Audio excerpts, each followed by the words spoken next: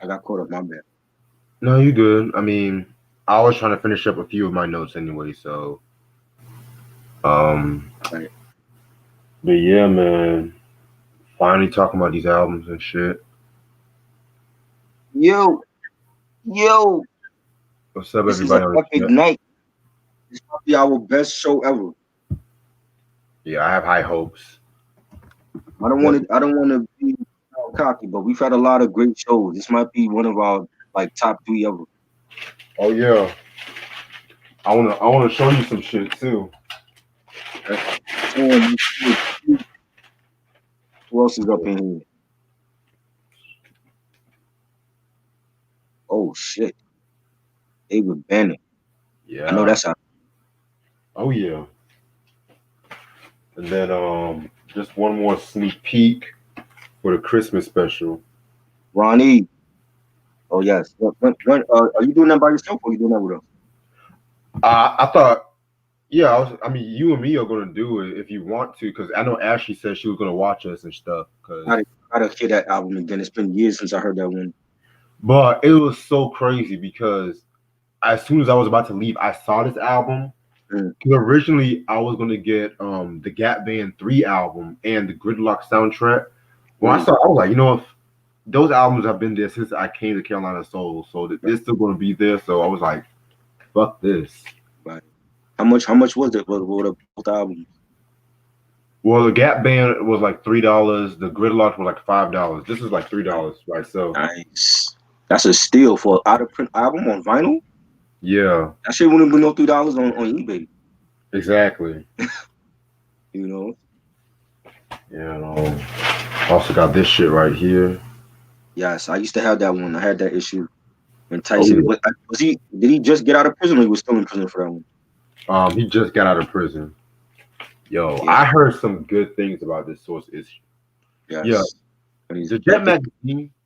Jet magazine thing. I might just show that after the fucking Christmas thing on death row and shit, just to get it out the way. Yeah. That was when what was that 96 he came out when and then he ended up beating Frank Bruno, I believe, for the championship again. I Yup. remember it was in Virginia and I saw that title match and yo, that shit was crazy. I was staying at my grandparents' house and we went to the neighbor's house to watch the fight on pay-per-view. And that fight didn't last long. That fight lasted like maybe round one or round two. It didn't last long at all. Yes. Underrated album. We gotta put some respect on Jazzy Jeff and the Fresh Prince. Yeah, 2021, Yes, definitely. definitely. Yeah, man. Mhm. But that's all I want to show y'all because I'm still waiting on a few more I might get and stuff like that. But Yeah. yeah, man. But I do want to talk about a few things before we start. Yeah. So, King, what up? That's oh the shit. vinyl man right there. King, you gotta show King the vinyl. Oh shit. Okay, yo, He King, he, what's he up, loves man? vinyl, yo. So I'm just gonna show you what I showed Try. Yeah. I got David Banner's. David Banner. Yo, Wow. I I've never heard never that one. I've never heard this album, but I'm gonna peep this album later on Mm. because I love David Banner and shit. Mm-hmm. So this is for the review this Wednesday. Yes. So And ho ho, when have you ever seen this? I think Try's video shows, but when have y'all ever seen this album though? On some real shit. Like this is like the first time I've seen this album in stores and stuff.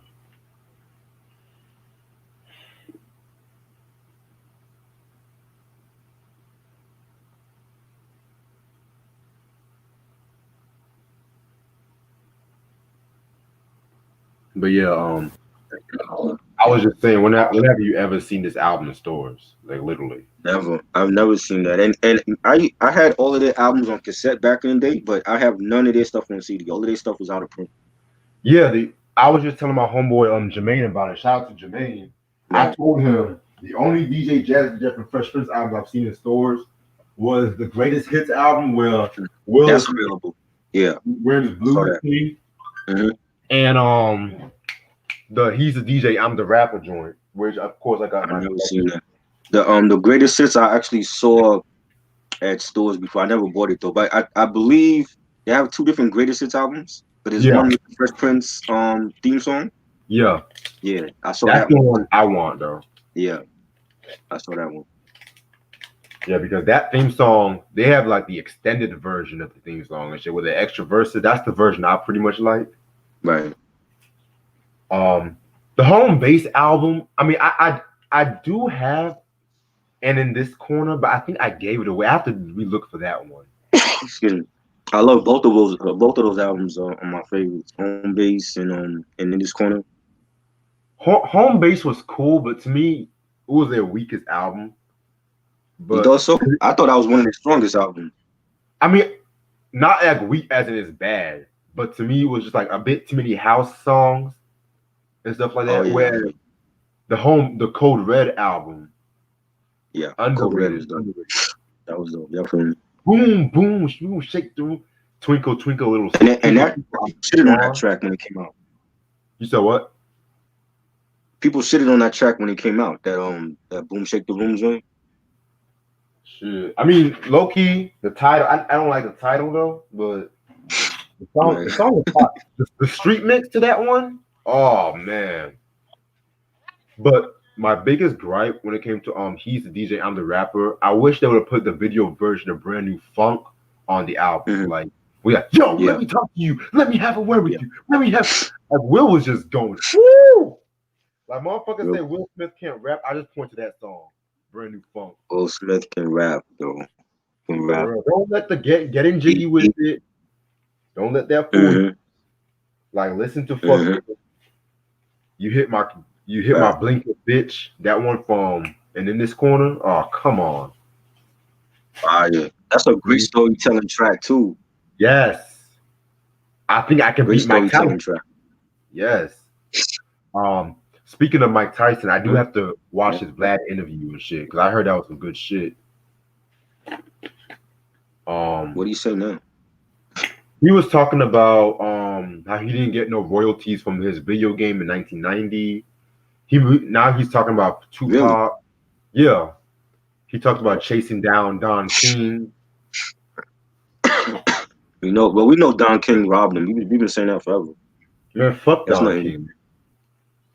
Like, That's nothing. I don't wish death on nobody, but how is this fucker still alive? Don King is like the Puff Daddy of boxing.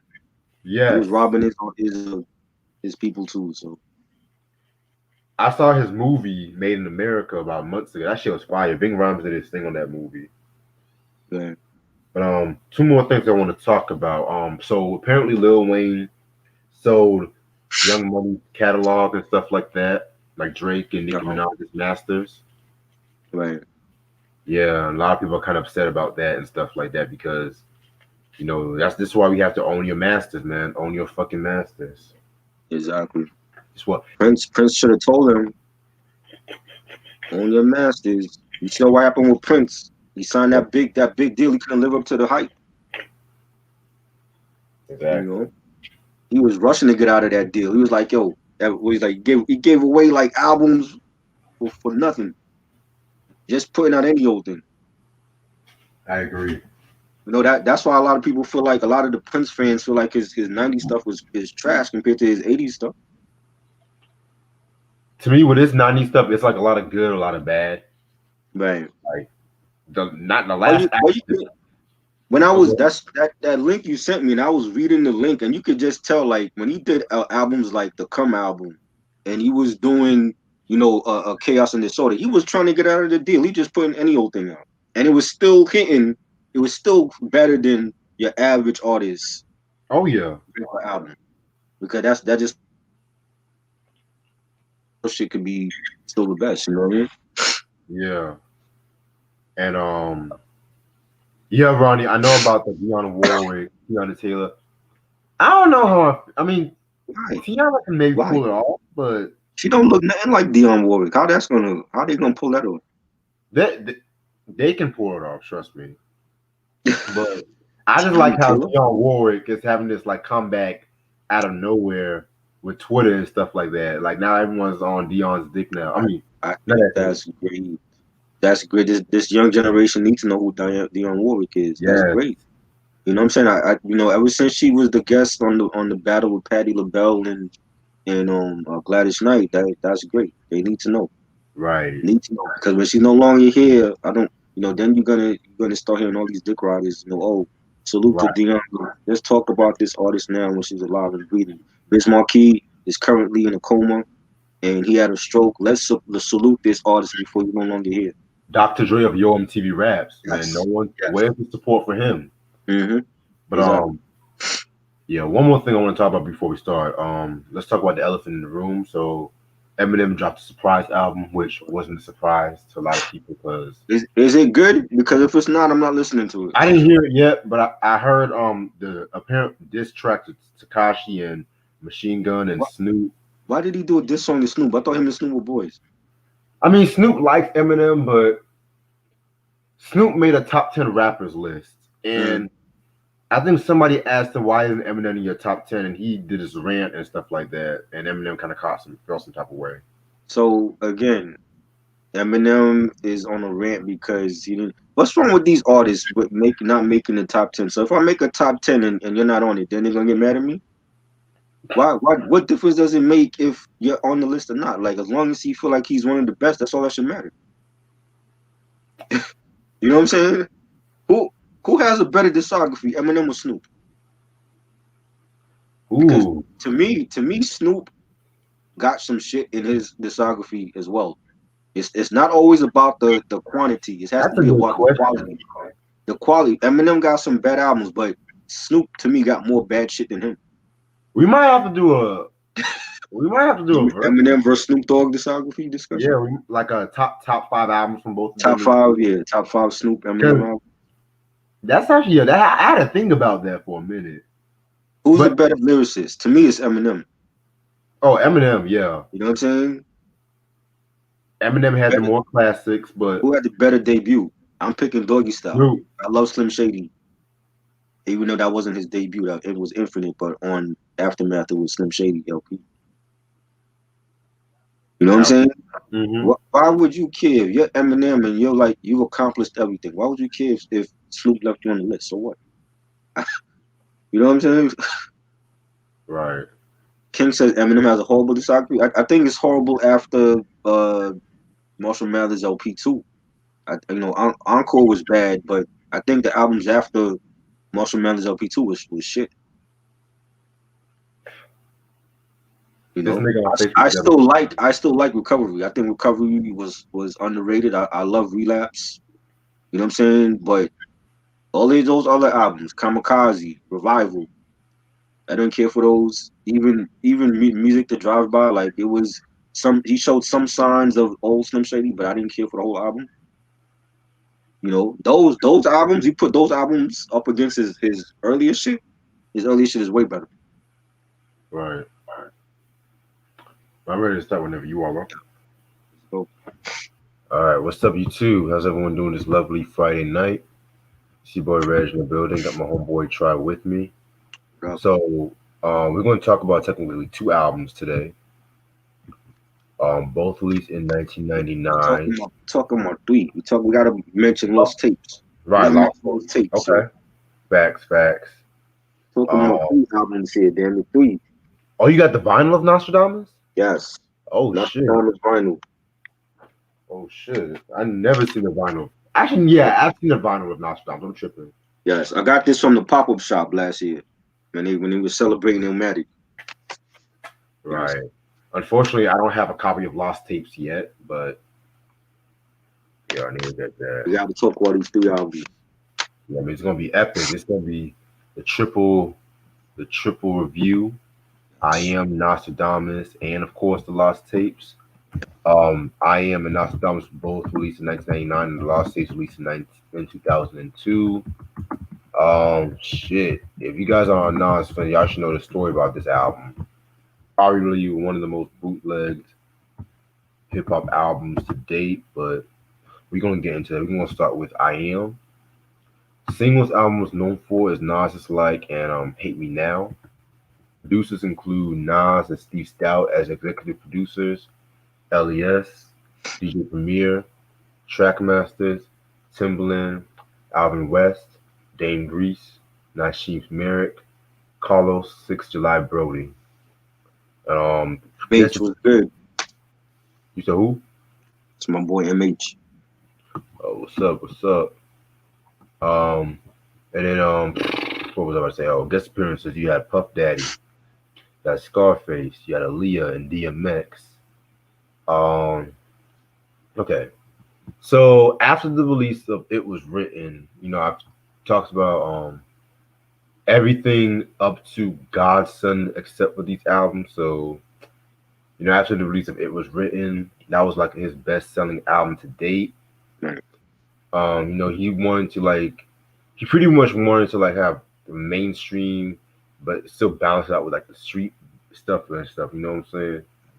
Excuse me. So then, he started working on the firm, originally Cormega, Foxy Brown, and AZ. But y'all should know what happened.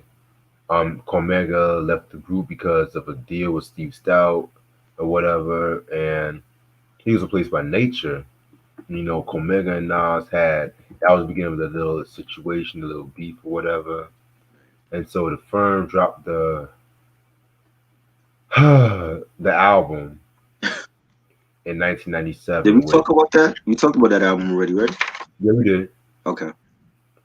a while back ago we talked about it. Yeah. Yeah. Yeah, this album was released in 1997.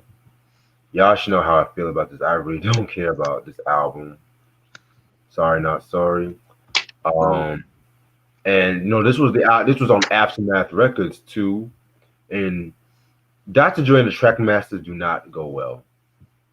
They do not go well. oh, I'm we still sorry. talking about the firm. I thought you were talking about I am. My bad.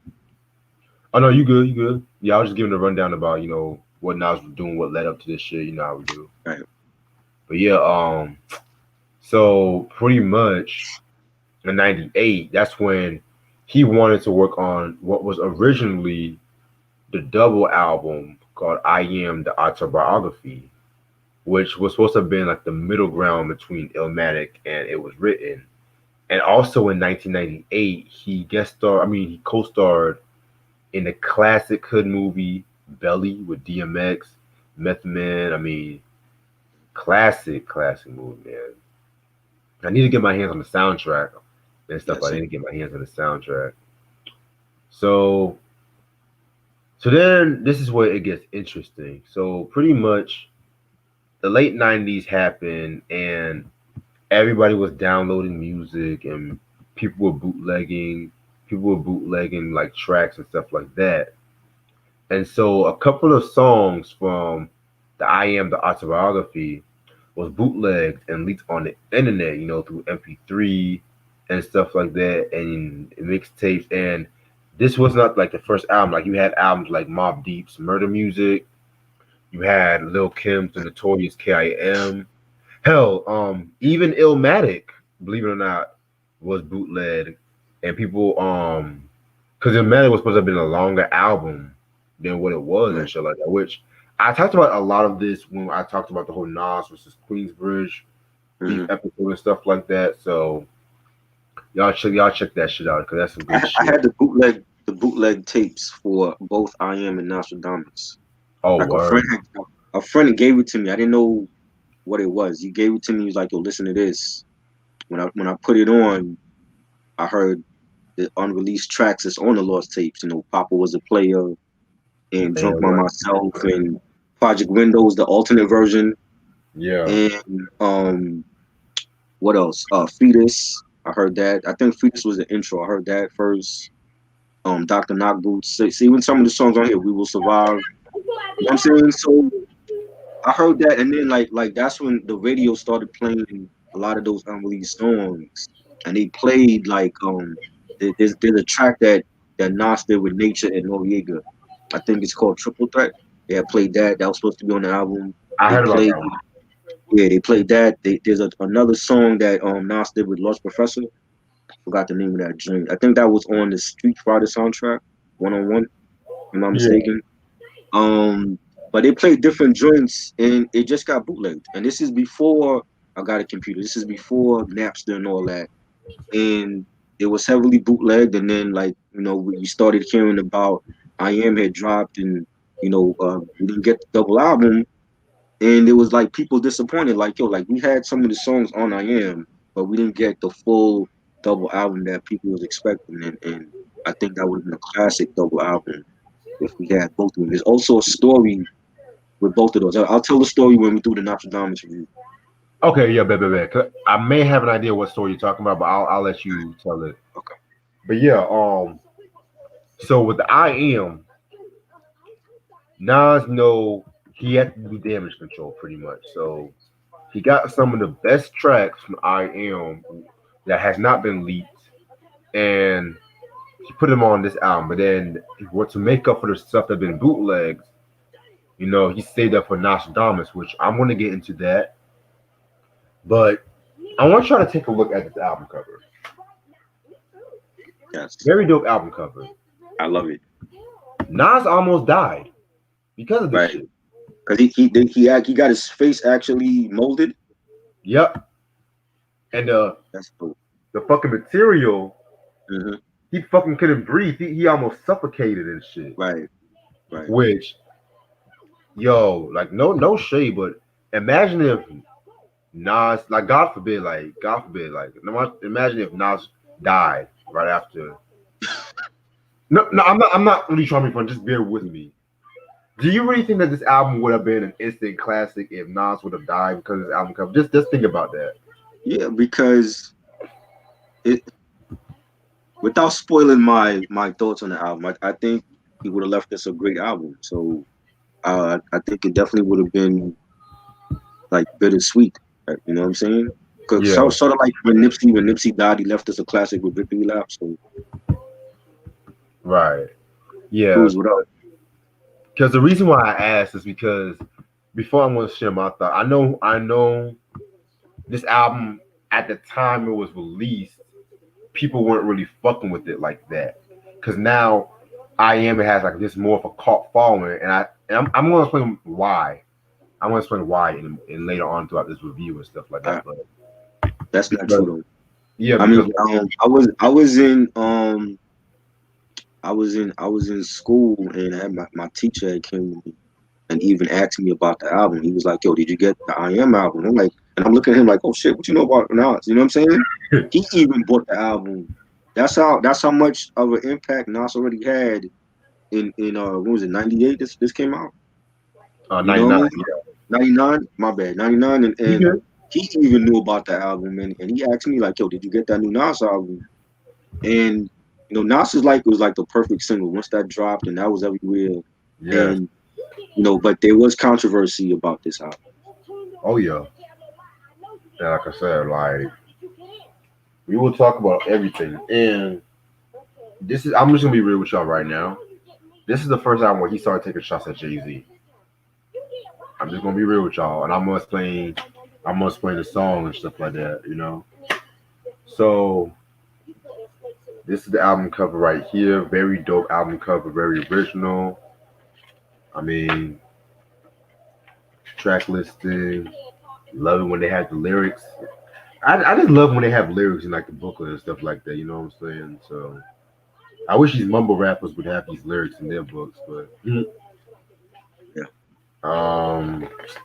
yeah, he does just have his thanks and stuff like that. You know what I'm saying? And you know what I like also?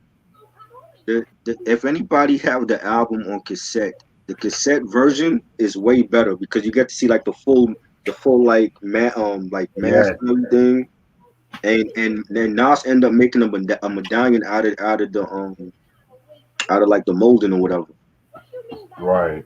You know what I'm saying? Like I like the cassette like cover, but you don't get to see the whole thing on the CD cover. See, times like that. That's why I still wish my boombox still Mhm. worked because Right. I used to have like this boombox where it was like a boombox and a record player at the same time. Oh shit. I used to name it Roxanne and stuff. So I don't even want to know why you named it Roxanne. it's not based off Roxanne Shante. Believe it Okay. or not, I was listening to that fucking police song. Oh Roxanne. yes, that's a Yeah, classic. one of the few police songs I actually like and shit. Yeah, yes. Spoiler: I'm not the biggest fan of the police, so Sean was good. I cannot believe that. Wow. I mean, the first album Uh-huh. was okay. Mhm. Second album was cool, but I don't know. I just never. They never really did anything. I was What more of a Clash fan. What about Sting solo albums? You like his stuff? I did. I only heard the debut, and the debut was Yes, pretty good. I like that one. That's the I'll only give one I you. got. That's the only one I got from him. The Do Yeah, Tell shit. man. But one thing I would give them, they were dope songwriters. I will give them Yeah, that, yeah, especially for that era. right. But yeah, so let's talk about I am because I know StreamYard is The, on my ass. the So, controversy. Are we gonna talk about that oh, what controversy are we talking about? with Puffy and Steve Stars? I'm gonna talk. We're gonna talk when we talk about hate me Yeah. now. Okay. Okay, I thought you were talking about something else about this Yeah. album. But, so we're gonna begin with like track number one, album intro, which pretty much just pretty much Nas's songs mixing together from Illmatic, and it was written and stuff Right. like you heard like One Love, you heard the message, you know, nothing to it. Well, he Right. wasn't the first MC to do that shit, but still. True. Yeah, it's basically like a melody of like, the world is yours and the message being played from his first two albums, and then you got like Jungle, his brother talking some crap on the album about like, this album number three, niggas don't know, this and that. So it was cool. Not like a great album intro, but Yeah, man. Like, not in comparison to like it was written and Illmatic with right. fucking Illmatic in a fucking train station. Right. Like you can just Hmm. picture Queensbridge with that. I just felt like with Right. this one, it was slightly disappointed though, because Yeah. um, hell, maybe there could have been a bigger intro. But it probably got bootlegs, maybe. But Well, like I said, like Fetus was the official intro on the album, so that it would have been Fetus instead. oh, okay. Yeah.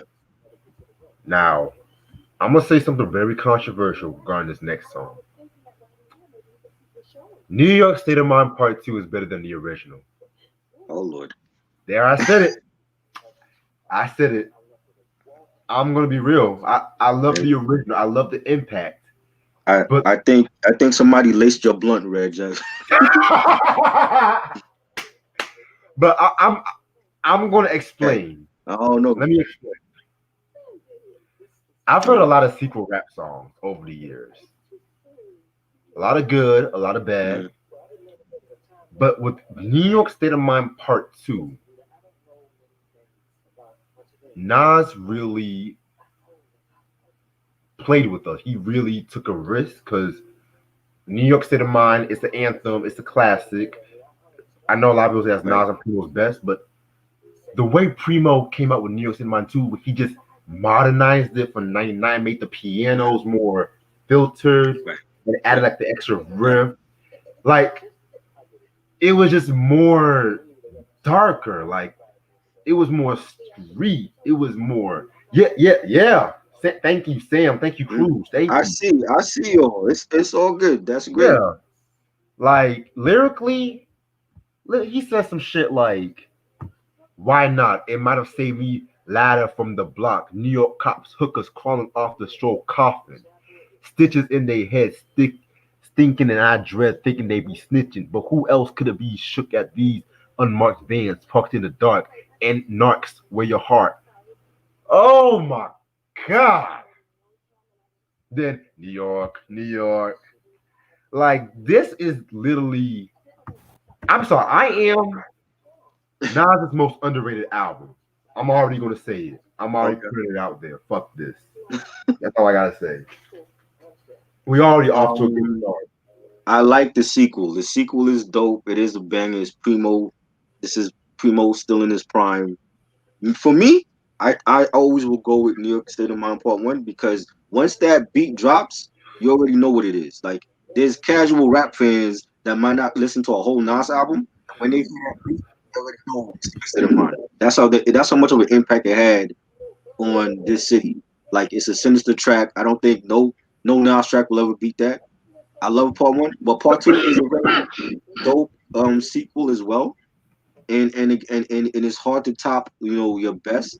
But I feel like Primo like equaled it with this track. You know what I'm saying? And even like some of the lyrics Nas is saying, and he says overcrowded cribs, uncle homes from bed, sisters pregnant, fathers on drugs, moms are smoking, beds is piss infested. So just basically continuing the story that the first Jesus. one left off at.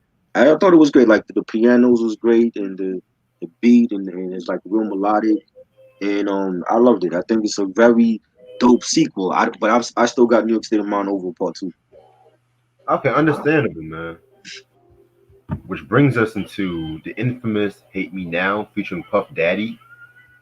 Um, Controversial song. I guess this was the country that you were talking about, bro. Yes, Okay. yes. Okay, so it's controversial for a couple of reasons. For one, a lot of fans did not like the materialistic views that Nas was talking about with this song. But like the biggest controversy happened when the music video, again another controversial music video, directed by Hype Williams, had Nas being crucified, and then there was an original version with Puff Daddy on the cross. Hmm. And Puff Daddy was like a Catholic, and he didn't want the crucifixion scene to be on like the retail version. And so somehow, some reason, the wrong video got sent to MTV on TRL, Yep. and Puffy whooped Steve Stout's ass with like a champagne, basically whoops his ass with a champagne bottle. Um, yeah, man, and basically Stout sues Puffy, and they settled for $500,000 out of court settlement. Wow. Okay. So yeah, but back to Hate Me Now. This was actually the first song I've heard from this album. Very cool song, very like commercial. Like the beat, a beat with my track master definitely had that like classical vibe to like that. Da, da, da, da, da. Like definitely a very solid track. Love it. You know who else co-produced this track? Um, Pretty Boy, Yeah, Demo it. Foxy Brown brother. Yeah, Young Gavin. Yeah. Yes, and that's when Gavin was like trying to be an artist, like he was rapping and producing. Mm. But yeah, Gavin did his thing on this track. This track to me is still a dope track, and I love the video with Puff and Nas, like they are standing on top of the bodega, and you got the explosions in the background. Nas wearing the red leather. Hype Williams is that was a great video with all the controversy and Nas saying nickname Esco took this game to the threshold, best flow. I bet the whole US know. Try to make it like you the realest, but who the illest? Think we all know the answer to that because niggas feel it's right. Fire. Love the chorus. You can hate me now. Cause I won't stop now. I love that. Yo, Nas was just like Escobar cocky flow on this track. Like this track was just like the epitome of his whole Escobar like moniker. Like I feel like this is like the best track that describes that whole Escobar image that he had up in that time. With the brief arts and all that, and when he used to rock the QB chain and all that. Yeah. Definitely a dope song. I don't hate it at all. I think they track masters do their thing on it. So Yeah. And one more thing too, which I recently found out, he threw some shots at Cormega mm. too. Nas, Yeah, Nas threw some shots at Cormega because I'm what gonna did he pull it say? up. He said, "Hold on,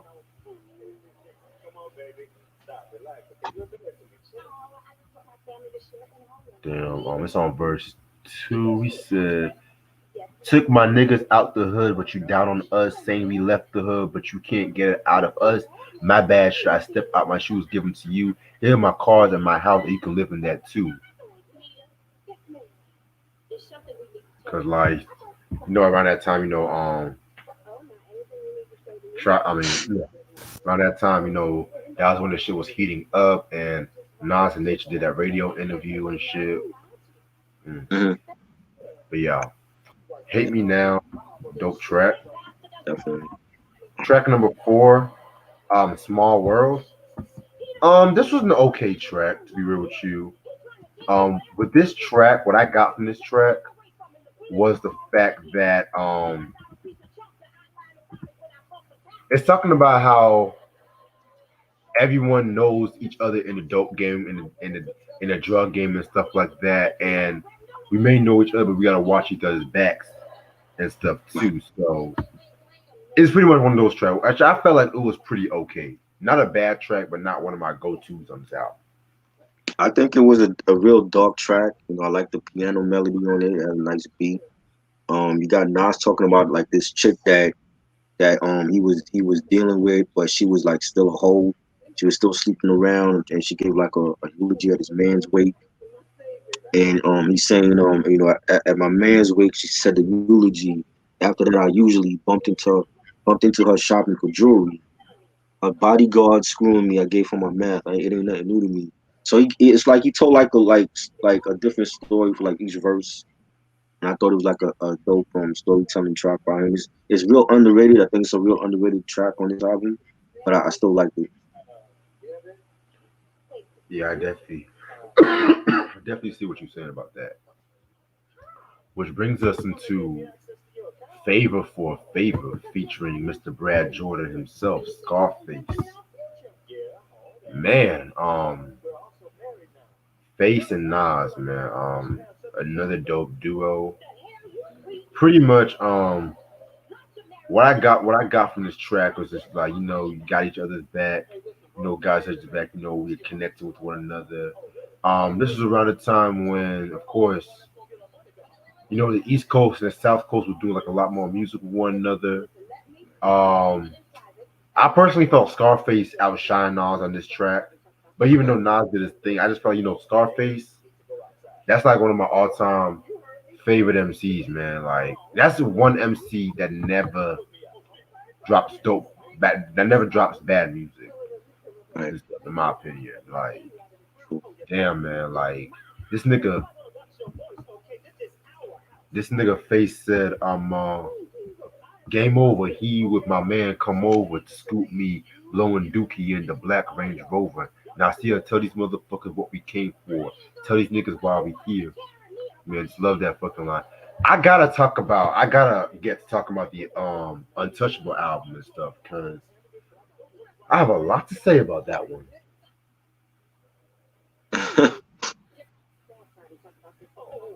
Oh fuck. Okay. Yeah, it definitely a nice collab to see like New York and the South get together on the track, and I thought it was a dope beat. Nice bass line, Nas saying nothing but the New York to Texas connection, nothing but some real shit. What y'all expecting? My Houston niggas come through for niggas. Scarface get a call and be shooting niggas. Favor for a favor. That's how we do business. And I like the chorus. I wet who you want wedded. You get who I want wedded. Any nigga can get it. I love that joint. Nice, solid collab. Scarface did his thing on here, so that was dope to hear. Yeah, very dope track. Yeah, Ronnie. Yeah, we already reviewed the diary months ago, bro. Yeah. Yeah, man. Then we gonna get to We Will Survive. Probably, in my opinion, the most interesting track off this album. For one, Yes. nice usage of the Kenny Loggins "This Is It" sample. Yes. I love that outro. Was like, "This is it." He just kept saying that fucking shit. Mm-hmm. It just, This man, is it. Kenny Loggins, Michael McDonald, Yeah. legends. Fire. So this track was like a tribute to Biggie and Tupac. Like the first verse, he's talking about Biggie. He's talking about how he was always the smoothest nigga. Had New York on lock. What I Mm-hmm. found interesting was he threw a subtle shot at Jay-Z, because he had a line that says, "But now competition is none now that you're gone, and these niggas is wrong using your name in vain, and they claim to be New York's king. It ain't about that. It's more serious, and I plan to toast it up with you." And with the song "The City Is Mine," Jay pretty much called himself New York's new king and stuff like that too. So Nas kind of felt like it was disrespectful to Biggie and shit like that. And then with the second verse, he's talking about Tupac, and he said that he always looked up to Pac, but at the same time he mentioned the night when him and Pac confronting each other at the VMAs and stuff like that. Because y'all should Right. know that that Against All Odds is, which in my opinion, Tupac's best diss track. Another controversial opinion. Hit 'em up. I like Hit 'em up, but at the same time, it's overhyped. I have to do a video about that one day. About I Who, have what's in that blunt you smoking tonight, Reg? Like something you got crack in there or something? nah. I'm just gonna say Hit 'em up. I like Hit 'em up, but at the same time, I don't like Hit 'em up. I've always been more for Against All Odds, Bomb First. Hell, even the Holler at Me track and All Eyes on Me. I just felt like the Right. Outlaws ruined Hit 'em up, in my opinion. But they Yeah, were on all the stuff that Pac was doing. So I mean, that's my point. Some of the shit that they put up here on Pop didn't need them. Hail Mary. I You didn't don't, need an Outlaws. I don't, I think I'm the only one that like the Outlaws on here. I don't know how everybody else feel about them. Like Against All Odds, that nigga. Y'all, Yeah, y'all, that was y'all good. think y'all think Cupcakes How to Rob was vicious? Listen to Against All Odds. Who else other than Haitian Jack is he calling out on that song? Like, hit him up. He's calling out Faith Evans, Little Kim, Junior Mafia, Biggie, Bad Boy, Mob Deep. Okay. Biggie, Puffy, Jay Z, Nas, De Hmm. La Soul, Haitian Jack.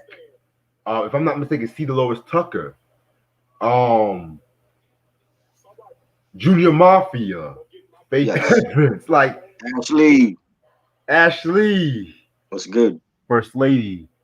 Like Yes. Against All Odds, it's like this nigga knew he was fucking going to die. He was just like, you know what? Y'all motherfuckers going after me. He's like, this is what I think about y'all. Fuck this shit. I've always liked the Outlaws. My problem with the Outlaws is that same energy they had when Pac was here. They don't have that energy no more now that he's gone. That was my only issue. But to me, like Gaddafi, Fatal, Young Noble, I thought they were like the best in the crew. Napoleon. Gaddafi and Fatal, I do. Gaddafi and Fatal were the best ones. Mhm. I'll give you that. But other ones, I don't know. Too many members. I love Tupac. I Mhm. love Pac. I love his shit with Digital Underground, his shit with Death Row, the Right. thug life shit. Don't y'all Right. can't tell me shit about Pac and stuff like that. Niggas don't even know he had a hit him up part two. Right. Niggas didn't know that shit. That was on the Machiavelli bootlegs. Yeah. Mm. Um, hell, even Troublesome 96. Yes. That was. Even Watch Your Mouth. Like Hmm. Yeah. shit, man. Like, but yeah, that's all I have to. I have to talk about hit him up one day and stuff like that. Just one day talk about that. But and then with the third verse where We Will Survive, Hmm. he's pretty much questioning his own impact. His question, his own impact in the music and stuff like that. You know what I'm saying? And he's just saying how he wants to use his music for the greater good. That's what I got from the third verse. Hmm. Very interesting track right here. We Will Survive. Yeah. This should have been a single for sure because I feel like it had that single um power. It had the power to be a great single for him, and it was real touching. It was real somber, and I feel like he was like paying his last respects to Big and Pac, and saying what he wanted to say to each of them that he didn't get a chance to say, and with the right soundscape of using that Kenny Loggins song, and it's real melodic, it has like a real nice beat, and he's saying to like Big, like I missed your weight, not that I'm fake. 'Cause I hate to see somebody so great in that way telling me to pay my respects and move to the side, but I probably wouldn't have gotten off my knees to let people by. You can't kill nothing that's ready to die. You was like God tells us don't die. And that was great, and just talking about like that whole procession with when the hearse came through Brooklyn, and I was out there, people was out there, it was crazy, the cops was out there. Right. I definitely see what you're saying and stuff like that. Um, okay, what's the next track? We got Ghetto Prisoners. This was a Dane Grease produced track right here. With this track, Ghetto Prisoners, this was a very solid joint. He's talking about, oppression and adversity that we face day by day and stuff like that. Yet at the same time, he's mentioning like the five My percenters. bad. You hear me? Yeah, I can hear you. Can you hear me? My bad. I cut off. I was saying that like we know like his beef with Pac and Pac made it known, and Oh, when you listen to what was this song? The song I forgot the song where Pac was like how Nas is imitating his life and he never got shot up and he stole the beat for Street Dreams and we know about that. But Nas felt like you my brother, you was one of the best in the game. Let me salute you. And him saying we have words because the best supposed to clash at the top, but kept it brotherly when we seen each other and stop in NYC at MTV. People watch. You was both deep. After you left, I got no sleep thinking about how us real niggas would be if we're united, a nation of thugs who could fight it. And that was great. I feel like this definitely was a missed opportunity. It should have been a single, and that was basically what the hip hop community was feeling for both Big and Pac. And it's unfortunate that they're no longer here because of stupid territory beef. And I loved it. I think it's a classic tune. yeah, man. And one interesting fact, Tupac was listening to Illmatic to get through his little trial, the sexual abuse trial and shit too. Oh wow. Yeah. So how did I mean besides the whole beat stealing or whatever, how did that beef start with him and Nas? Okay. Like you mentioned before, was the beat Mhm. and damn. Oh, okay. The song "The Message." The message. It was written. Hmm. He had the line that says "Fake thug, show no love" or some shit like that, and Right. everybody knows Pac had that thug life movement, Right. and so that's why Pac. But Nas said that was actually originally aimed at Biggie and stuff because Hmm. the line "There's only one life, one love, so there can only be one king." It's like pick your poison. You want to battle Big or you want to battle Pac? That's wow. You That's got to be the crazy. best if you want to battle them. So Wow. And that's crazy too because Nas also threw some shots at the Affirmative Action 2 song too. wow, that's Yeah. crazy.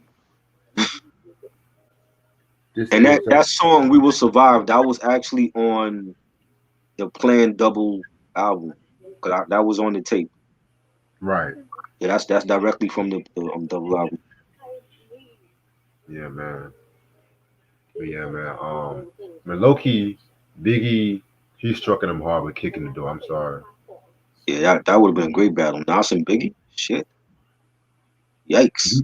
Right. Biggie is from my hometown, and then Nas is like my favorite rapper, so that would have been tough. Exactly.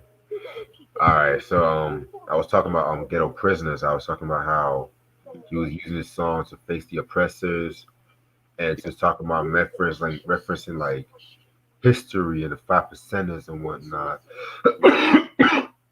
I love this track right here. It's definitely a dope track. Um, one of the most political tracks off this album era, whatever you want to call it. Yeah, this was dope. I like the saxophone on it and the bass line, the beat. Nas saying, "I'm like the farmer planting words. People are seeds. My truth is the soil. Help you grow like trees. May the children come in all colors, change like leaves." One of those poetic MCs. I love those lines by Nas, and definitely a solid track on here. Yeah, I definitely agree with you on that, man. Um, Probably the most missed opportunity for a single off this album. You won't see me tonight with Aaliyah. Man, this is a personal favorite of mine and stuff like that. Um, Timbaland definitely did his thing on the production. What I got from this track pretty much was just like pretty much niggas want to have fun and shit like that. You know what I'm saying? Right, You just want to have fun, taking a right. little break from the relationship and stuff like that. Um, Nas has some slick lines off this one, like turn the other cheek when I see the next freak with you. You got your name on his lease, copy his keys. That's your little spot. Where's your rest? Where's the rest of your rig piece? Go ahead and live, baby. I know you and his lady. You paged me when you got the day free. Like this nigga knows on his like Iceberg Slim shit with this track right right. here. Leah definitely did his thing, her thing with the chorus and stuff like that. Uh, Um, yeah, man, very classic shit. this one, I actually didn't like the song in the beginning, and it grew on me like years later. I felt like it could have been so much more of a collab with Nas and Aaliyah at that time. And this is like, Aaliyah, like one in a million Aaliyah, and the beat with by Timbaland was dope. I don't know, I was expecting much more from this song, and then like it grew on me later to the point where I like it now. I didn't like it when it first came out, and they did another song that should have had a video for it because it's promoted as a single. I thought it was dope though. It definitely having Aaliyah in the chorus, and she was one of the best. I miss her. And Timbaland had a nice beat, and Nas saying, "Can't forget how I met you. You thought I was a boxer, Prince Nassim, but I'm the mobster, Nas from Queens. And when I got you, you riding with me." So it was like some dope lines, and something for the radio. Right. Now we're gonna get into I Want to Talk to You. Um, this is pretty much Nas's version of Gangstar's conspiracy track. He's talking about how he feels like the government plays a huge part in how, like the projects, how we always kill each other in the projects, which is fucking true if you ask me. Like that's why I fucking call it a project to see how long we will fucking go crazy living here and shit like that, doing what we can to survive. You Hmm. know what I'm saying? Yeah, man. This is probably my personal favorite track off this album. Right, But spoiler alert, man. There's like four other tracks off this album I can't say it's a favorite, so it's right, always changing. This is probably like the only Nas album I have like a different favorite track right, and stuff. So I love the line where he says, "Imagine your kids got a sling crack to survive, swing a Mac to be live, cardiac to get high. It's the ghetto life. Yeah, I celebrate it, I live it, and all I got is what you left me with. I'ma get it." And y'all combining all the countries and going through the same, combine all the clicks to make one gang. And that's fucking true because mhm, if you look at what all the protesting that's happening today, you see like Bloods and Crips coming together to fight for a bigger cause or whatever. You know what I'm saying? right. Um, pretty ill track right there. I Probably my favorite track off this album. Yeah, Yeah, it's definitely a dope banger. Like the beat. Nas saying look what happened in San Fran. Young girl hit by a policeman. 12 shots up in her dome. Damn, from 99 to 2G. Computer shutdown. What now? Extinction on Earth. Human cut down. So he's like talking about, that when we always heard those rumors of, Y2K and what was gonna happen. And he did mention something like that again on Nostradamus on that album when we talk about that. And I love the chorus. I want to talk to the mayor, to the governor, to the motherfucking president. I want to talk to the FBI and the CIA and the motherfucking congressman. I love that. Dope chorus, solid track. Another underrated track on this album. yeah, I definitely agree with you on that.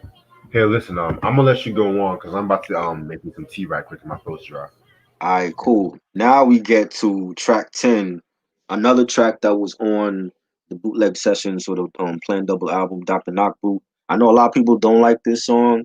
I like it. I thought it was a dope track by Trackmasters, and you got basically like Nas playing like the male hood Dr. Ruth, and he's like telling you the do's and don'ts of sex and what to look out for with a shorty, what not to do, and basically saying do rock a rough rider whenever you inside of your local bodega is your supplier, and then the don'ts would be like trick when you don't have to, you don't you think you balling, you turn your back, they laughing at you, and I think it was like a real like creative track where Nas is playing like the like for like the if like a young kid is listening, like a teenagers listening, and they want to get they sex facts, listen to this track. I thought it was dope. I don't think he really. I think he played with the track. He didn't like take it so seriously like that. It has like a quirky melody to the track as well, but it's something that you can play at the strip club. I thought it was dope. I think it's definitely one of my favorites on this album. You know, what y'all think about Doctor Knockboot? I thought it was a dope song. I liked it.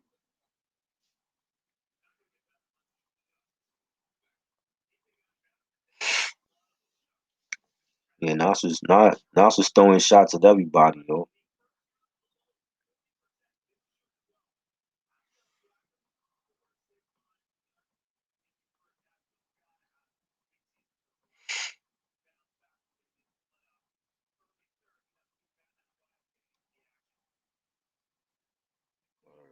Yeah, rest in peace, Aaliyah.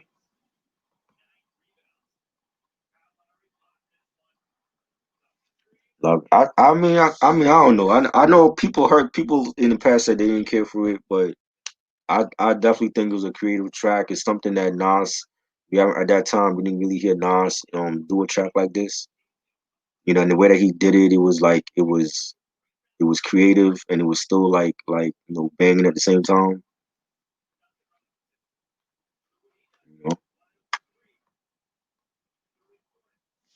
definitely loving this album right now though. Just talking about it because we never discussed this album before.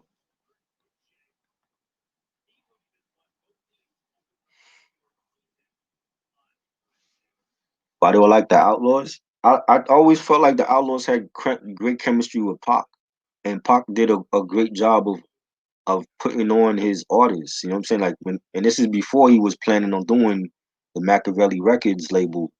You know what I'm saying? Like you can hear the like Dromicidal from Me Against the World album and All Eyes on Me and Machiavelli. Like he put them in a position where people will know who they are, like Napoleon or EDI, Young Noble, Castro, any of those dudes, Gaddafi, Fatal, rest in peace, Storm, Big Psych, all of those members he put in a position where they can go out and do features on other people's stuff and be known because they down with pop. And I thought that's what you're supposed to do. You know what I'm saying? If you have a clique or you have a group, you put them on before they actually come out with something. When he was after the Machiavelli album, he was planning on coming out with each member solo wise. I think Young Noble was gonna be the first one, and then the other members and I think if he was still here, they all would have went multi platinum. They all would have blown up because he would have made sure that they blown up. You know what I'm saying? But I feel like since when he passed away, that they did lose that energy because he was that spark for them. They lost that spark once he passed away, and they haven't been the same since then. But I always felt like they were a good group.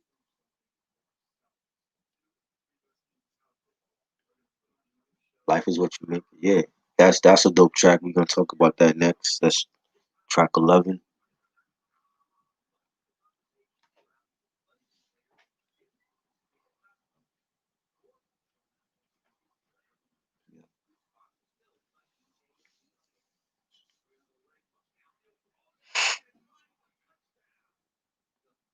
Yeah, definitely, definitely.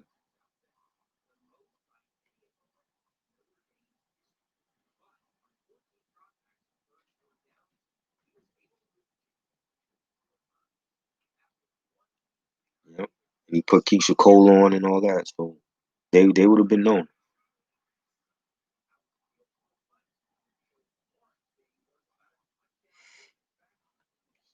Rich making.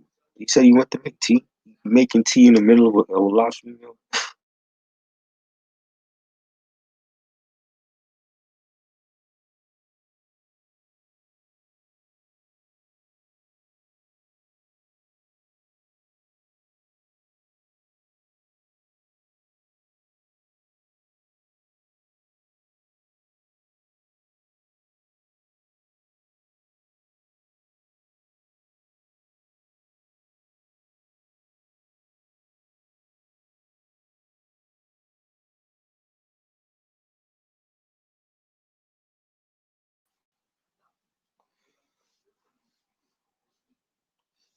Rich making tea right now. What's your favorite track from I Am?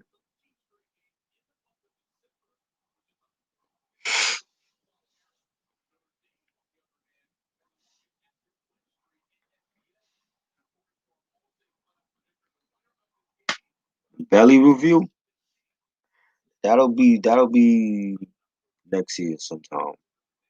I got something else coming. We did something else that I'm gonna do. I'm dropping like next week, and then I'm gonna do something else.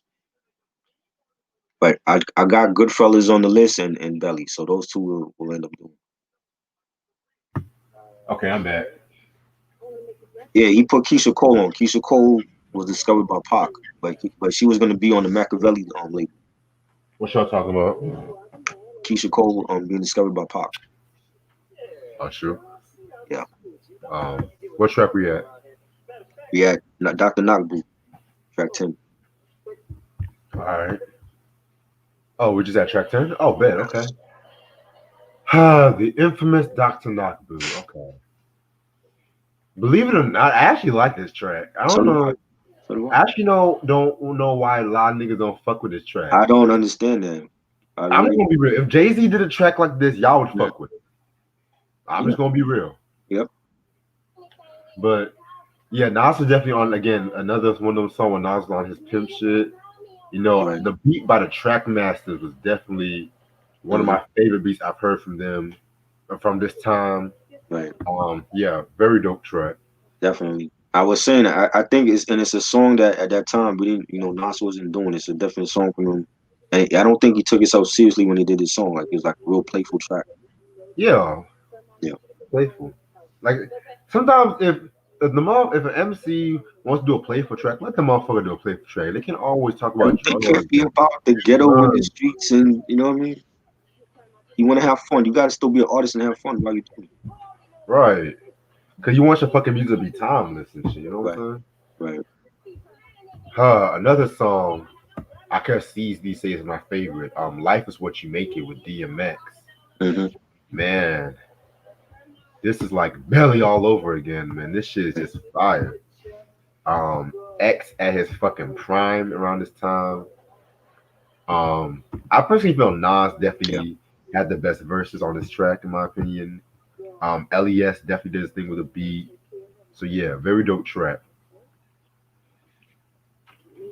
I actually think DMX had the best lines, but it was dope to hear Nas and DMX together on the song. We saw them in the Belly movie, and that was dope. And I like this song. I think Dame Grease produced this. This was a dope beat by Dame. It's real sinister. I like the little Spanish guitar strings on that as well. That was dope. DMX saying, "Got no time for games because I'm all grown up. You want to joke, nigga? Laugh when you get blown up and see how funny it is when your kids ain't got no father because you played it sweet now you're floating in the heart." Fire lines by DMX. This is like and then there was DMX at this point. Another great album by him. Definitely a great collab. Yeah, man, I definitely feel you on that. After Life is What You Make It, Big Things is track number 12. Um, this track was I like the message, I like the subject matter of this track, but it was pretty okay to me. It's pretty much talking about Right. how he our MC's always talking about money and how like I mentioned, he wants to make music that's like timeless and how he wants to be Hmm. a legend, which he's Right. definitely a legend at this point, you know what I'm saying? Like Oh the yeah. shit that now Oh yeah. done for the hip hop is crazy. For sure. This is the only song on this album I didn't like. I didn't care for this song. It has like a southern bounce to it, and just like his flow, Yeah, he sounded like he was doing like some southern flow to it. yeah, I definitely see what you're talking about with this track. I like I said, I personally like I said the subject matter I definitely understood, but at the same time it was just like the beat. I think it was the beat that Right. was ruining it and shit. But Yeah. Yeah. now, excuse me, Nas is like, excuse me again. Okay. Again, another one of my track I can easily name as one of my favorites. This is probably like one of Nas's signature tracks. One of probably like the best, well, one of the best Primo and Nas collaborations. I guess we lost hope on the album coming soon. Um, Yeah, Lyrically, this is one of Nas's best lyrically. Homeboy was just on a zenith with this one like that. Like this nigga said, planet in orbits, line them up with the stars, tarot cards, you can see the Pharaoh Nas. Nas like yeah, Iron Mike, Messiah type before the Christ, after the death, the last one left. Left my cash, invest in stock. Came a long way from blasting TECs on blocks. Like his rhyme scheme was just right. impeccable on the song, especially and stuff like that. So definitely a classic track. And that beat by Fire. Primo, top three. Yes. Ding, ding, ding. I love that. That beat is fire. Classic Primo beat. Not saying sex to an nympho, but nothing sweet. I'm like beef busting heat through your windows. I'm like the street sweeper, green leaf breather. Like geeks, you need to learn something deep from the teachers. Fire joint. Love that joint. The scratch. Everything about that song is classic. Great first single from this album. Definitely. Exactly. Um, Now this is another track I feel like is very underrated. Mm, Kissing. yeah. Lord have fucking mercy, man. The way they flipped that R. Kelly sample. Yeah. Like, I don't know what, but R. Kelly's he be making some good samples, like Oh especially yeah. because AZ. I know AZ sampled him. Your body's calling off the pieces of a man, which is a very underrated album. Right. Um, yeah, man. But this album, this song right here, it's another like playful sex track. I feel like Nas definitely had like a lot of sex tracks on this album and stuff like that. I don't know why, but very underrated. I love the way LES flipped that beat and stuff like that. If I'm not mistaken, did he also produce the one R. Kelly song for AZ? Let me double check. Hold on. But What yeah, I'm Sugar double.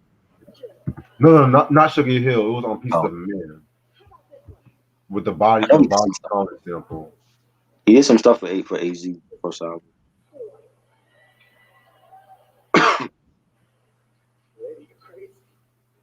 Yeah, I'm done. Yeah, I thought it was dope. Like they used the R. Kelly sample. That was clever. And now saying she said she want to have a family, raise kids someday, like out in Beverly Hills. She want to live one day. And I like this the chorus.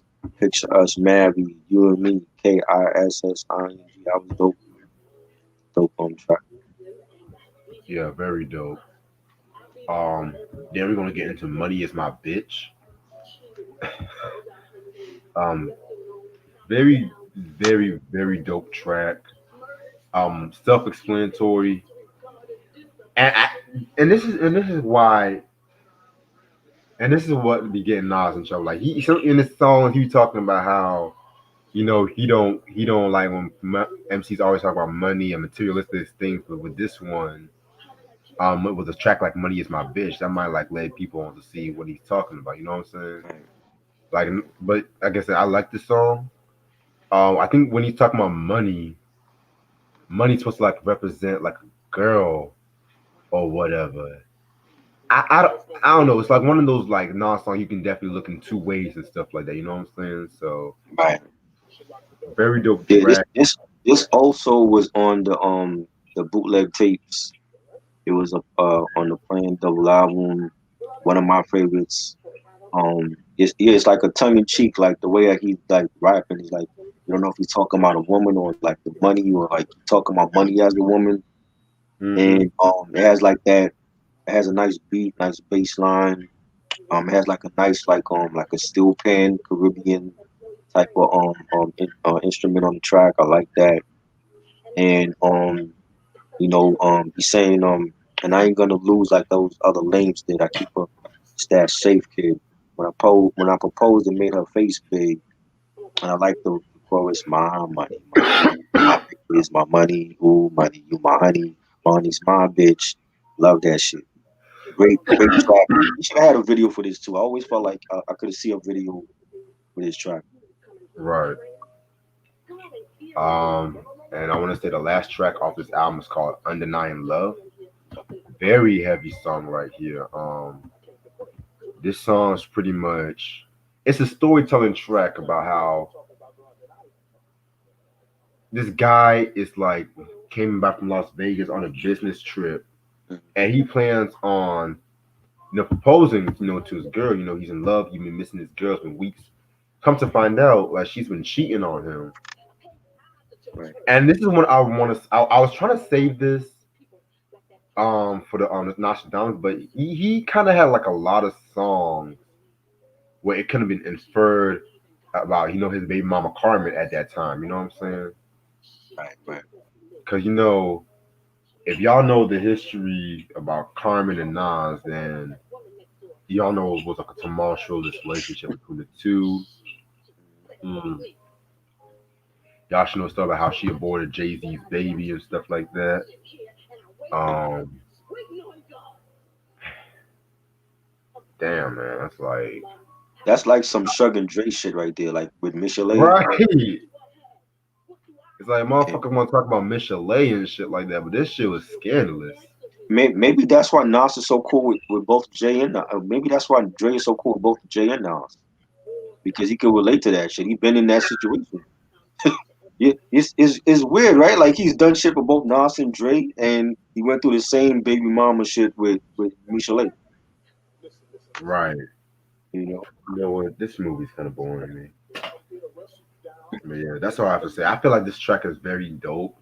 Um, a nice way to end off this album, in my opinion. So yeah. Yeah, I thought it was a nice storytelling track. Real, I like the guitar strings on it. The beat was dope. The bass line. The Nas saying, seeing wifey laying with some nigga mum and shit. He had one hand on her ass and she was rubbing his dick, toasting wine glasses, chasing the candles was lit. Couldn't handle the shit. So, it was like it was dope. I definitely enjoyed it. To end the album. Definitely a solid track. Yeah, man, very solid track.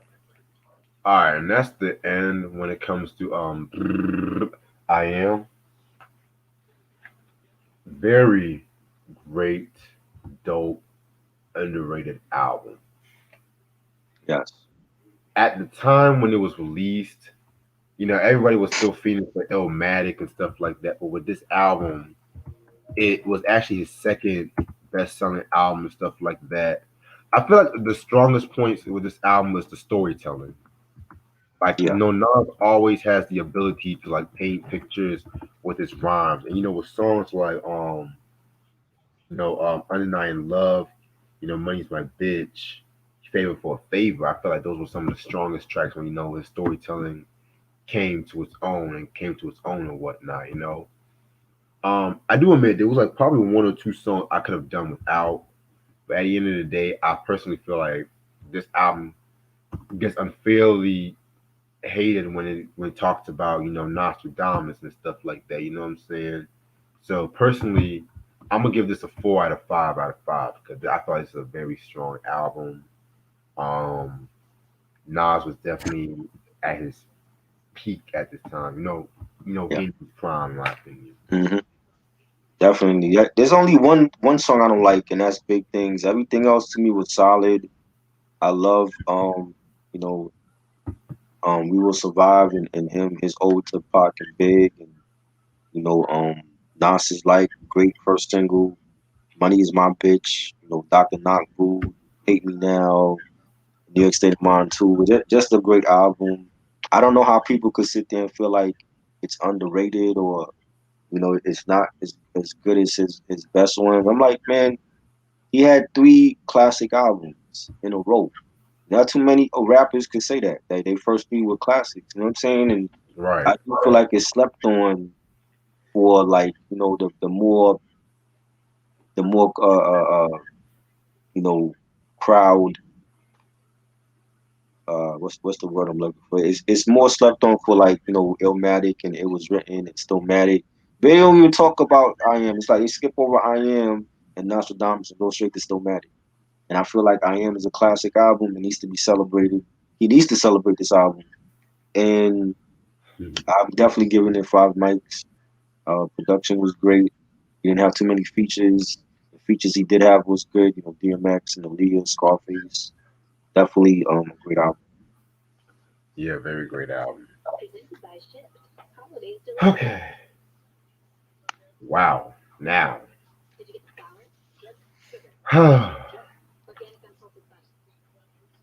Dun dun dun dun dun dun dun dun da da da da da. You gotta put definitely this needs more respect than I am. I feel. Yeah. And after we talk about these albums, I don't want nobody asking me about what you think about Nostradamus and I am because we already told you. So that's Yeah. it. This is gonna be like this is it, the official stamp of approval. Right. So before I start, I just want to say I've never really been on the Nostradamus hate train. Mhm. I've seen many people like Complex Magazine listed as the worst rap album ever. I'm like, It's not. really? It's not. Nostradamus the They bugging. worst? They bugging. I can think of 10 other albums that Hmm. are just horrible and stuff like Any that. anything Eminem is dropping right now is Mm. way worse than Nostradamus. T.I.'s No Mercy. Yeah. Shit.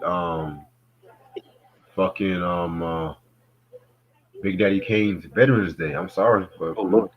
That's Um, bad. but I feel like what I want to do with this review was answer what really went wrong with this. Hmm. Right.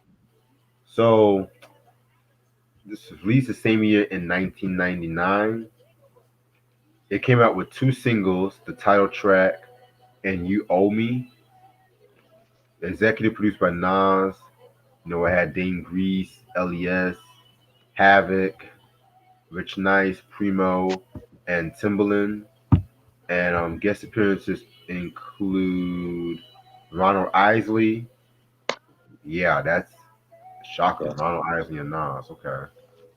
Um, Nashawn, Mob Deep, Bravehearts, and Genuine.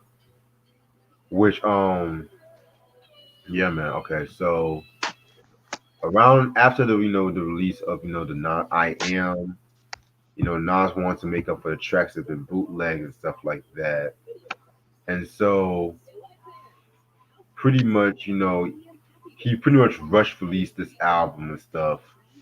Wanted just because this album was released in November and Christmas was around the corner, so people like to rush release, well not rush release, but people always want to aim for that time bracket, Right. the November to Christmas because you get the highest sales and whatnot.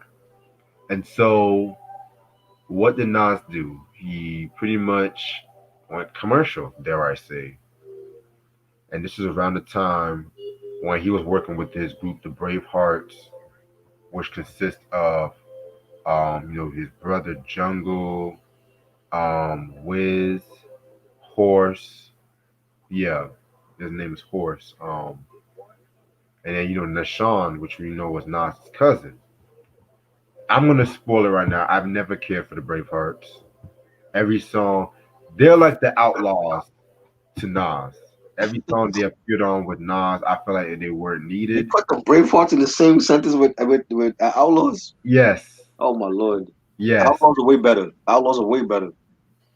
I don't care about either of them. They Really, have way better lyricists than Horse and Jungle and Wiz. Horse. Well, at one point he was down with them. I know he left the group with them. Horse. Yeah, man. Over here battling MC Horse. Let me stop. Anyway, so yeah. So that's when whole Nostradamus was released. The album still managed to go platinum, but it was critically panned. This is with the point when people just says now it's just done with Nas. It's just the album cover right here. Yes, in the I shroud. don't know. The Nas just looks kind of sad with this album You, cover. okay, now you know about the story behind this album, right? Ooh, tell me. Okay, the story supposedly when he planned the double album, it was supposed to be like the life of like Nas, so like when Fetus was supposed to start off as the intro, it was like him being born, Yeah. and Undying Love was supposed to be like I think that was supposed to be like the last song on Nostradamus, where like he dies. There's a story behind this whole album, and that um where his character, like he blew up as an artist, and then like he gets gunned down, and he comes back to life as Nostradamus.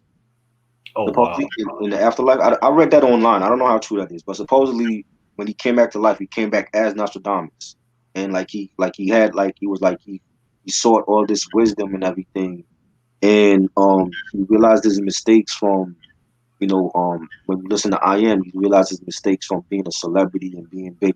I don't know how true that is, but I remember like years ago reading that story, and that he had like a whole album story with those two albums. So this album is like when you see songs like Some of Us Have Angels and Life We Chose and God Love Us. Those songs supposed to be like his wisdom songs from when he came back to life as Nostradamus. Interesting. Okay, that's a dope story. Yeah, Shit. So yeah. Where was I? Okay. So this is the album cover. Oh shit. I think I got this from Barnes and Noble. that Oh album yeah. him and this Jesus Shroud he's wearing. Oh my He god. looked depressed on this album cover. That's what I just. Like he knew it was gonna be a bad album, yo. Shit. I swear to God, nah, man, nah. Um, but yeah, and speaking of I Am, that was recently re-released on vinyl in 2018 and stuff like that too. So Yeah. just throwing that out there.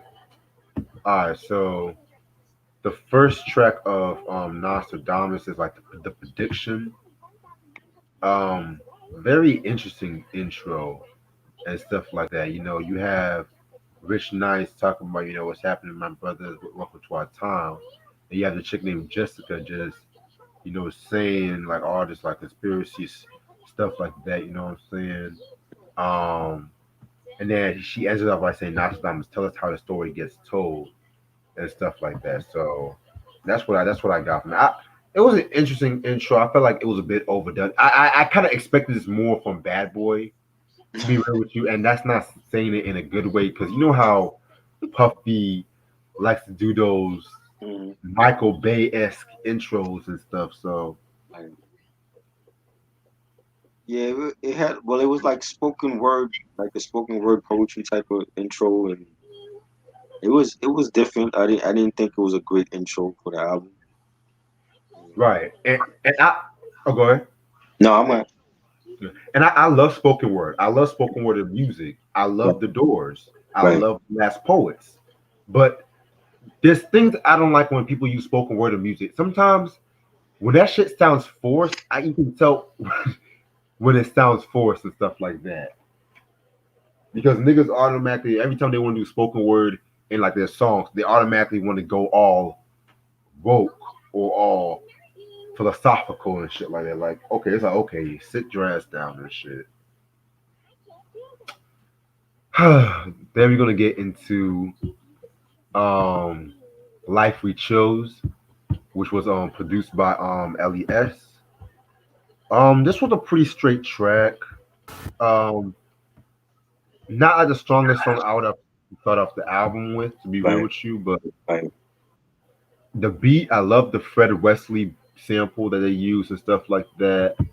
Nas just, setting the bar, setting the standard for this album and stuff like that. So yeah. Yeah, I thought it was a dope song. Basically, like I feel like he was talking about like his own life and being rich and a celebrity, and he's saying, my lifestyle's like the Forbes magazine, closets full of rockets and submachines. Take this nigga out the projects and his team. I like the chorus, and he's saying like this life we chose ain't too many happy endings. That's why ain't too many happy niggas. and I'll admit it. This life we fucked up, but yo, this life is the only life I know. So I basically feel like life is what you make it, and whether you rich or poor, whatever is basically about your decisions. And I think this is like a very deep song. I thought it was cool. Yeah, definitely see what you're saying about this.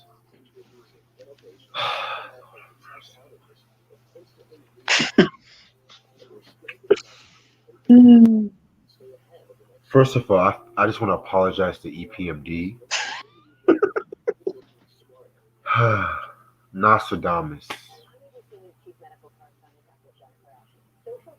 He fucked up that EPMD song.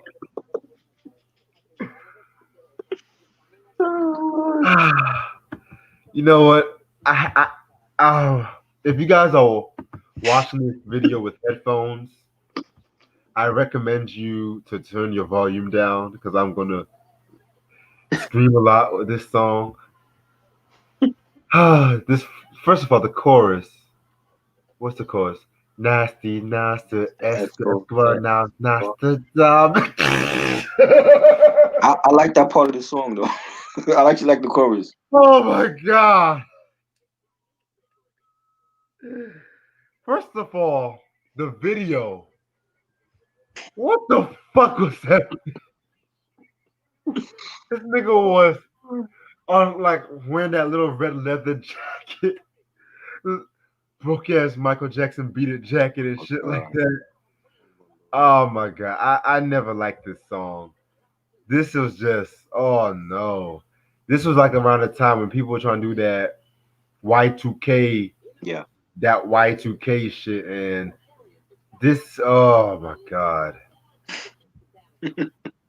Oh, EPMD man. That's all. Yeah, I don't like this track. I will be the one to defend Nostradamus. I will be the one to defend Mariah Carey's Glitter. I will be even the one to have a picket sign that says "Justice for China Doll." But what you're not gonna tell me, Oh my lord!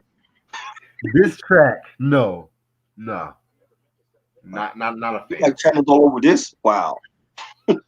Now I never said that. Oh my god. Whoa, I actually like this song. I like again. It was something for the radio. It wasn't. It wasn't. Nas was chasing radio at this point. It's something for the radio. I always like that EPMD song. I think Trackmasters, hooked the beat up for him. The lyrics wasn't great. You know what I'm saying? Like he said, I let y'all niggas bang my shit before Saddam hits. Let Nostradamus tell us what time come it on. is. I was the first one on that Don shit. First nigga to sing a hook on some TJ Swan shit. It was alright. It wasn't great. I think the video was even worse. The video was terrible. Oh Jesus. I didn't like the video. That's when he was like rocking that whole Willie Esco clothing line back then. That was crap, and I didn't care for the video. But I still like the song. It's a lot better than You Owe Me. I'm gonna tell you that. I'm gonna save my smoke for you only. But before I leave, there's something I have to clarify. So he threw some shots at Memphis Bleak with this track and stuff like that. Oh wow. The line where he says, "You want a ball till you fall? I can help you with that. You want beef? I can let a slug melt you in your hat." Mm, Because Memphis Bleak had a line when what you think of that and right. stuff like that, And so Nas was firing back, and plus Memphis, we also had a song "Memphis Bleak is Light," which a lot of people thought was like a ripoff off Nas's Light too. So yeah, just throwing that shit out there. So then we're gonna get into "Some of Us Have Angels." This track right here, it's a very cold track. Like Dame Grease definitely did his thing on this one. Like Dame Grease, man, he put some of his best beats with Nas. I'm gonna be real with you. So with this one, "Some of Us Are Angels," I guess it's pretty much just talking about how even though like you might not trust everybody in your fucking circle, like don't just discredit the motherfuckers that's been down with you and shit like that. That's what I got to say. So very heavy track. The beat, very dope beat. Yeah, this was dope. Yeah, Nas talking about like women that'll stab you in they back and your homeboys. And he says, she stabbed you in your sleep with the knife from out the kitchen, put a root on you. Next week they find you missing, dead in your expedition in the forest, fell off of the cliff and tumbled you, tumbled till you blew up. Feds told her and she threw up. Fake bitches, actresses, wicked rich practices. Two sides of us, negative and positive. So I like that. It was a real dark track. The whole tone of it definitely fit this album, and yeah, I think it was dope. Right. My favorite track off this album, Project Windows with Ron Isley. Love this track. With this track right here, he's pretty much just talking about just life, like in like Queensbridge, and what he be seeing, like just the atmosphere in Queensbridge alone and stuff like that. Right. Very heavy track. Ron Isley definitely did his thing with this one. Never thought I would hear Nas and Ron Isley do a song together, but you know what? This album pretty much has the unexpected. So yeah, Yeah, this was cool. I like the original one on the bootlegs, but this was nice. It has a nice beat, nice piano, real melodic. You got Ron Isley on the chorus, definitely a legend. Nas saying mental slave house where cats go off. I go off, digging up north. There's a knowledge talk till they cut till they time cut off. But definitely a dope joint. Speaking about like the project, and stuff. So definitely a solid track. yeah, I definitely see what you're saying. Um, Next track, "Come Get Me." Oh man, this was another interesting track. This was produced by Primo, and this was a very underrated Nas and Primo collaboration. I never hear no one talk about this one and stuff. I The second verse, he's throwing shots at Jay Z and stuff, like throwing subtle shots at Jay. And so he had like lines where he says, "Hold on, where's that? Give me 1 second. Shit, I just found it." And I know you see me flossed out, multi milli. Hear your bitch talk about me and give her the cold eye. Girls dig you. Imagine what she feel for me. You make hot songs, but she know you steal from me. Who ill as me? I wild on Hades in album 3. Next level, I take y'all niggas to 3D. Can't find a mm, nigga shook from Queens. And it's easy. It's also interesting. I want to let you know that this "Come Get Me" was originally this track, and Project Windows, like you mentioned, was originally supposed to have been on the original "I Am" the autobiography. So this was a right, very, very, very strong track, and it's interesting too because Jay had the song "Come and Get Me," which right. he had on the Volume 3 joint and Fine. shit. Yep. So yeah, man. That's Where the he that's the one that my Timberland. Yeah, yeah, Hmm.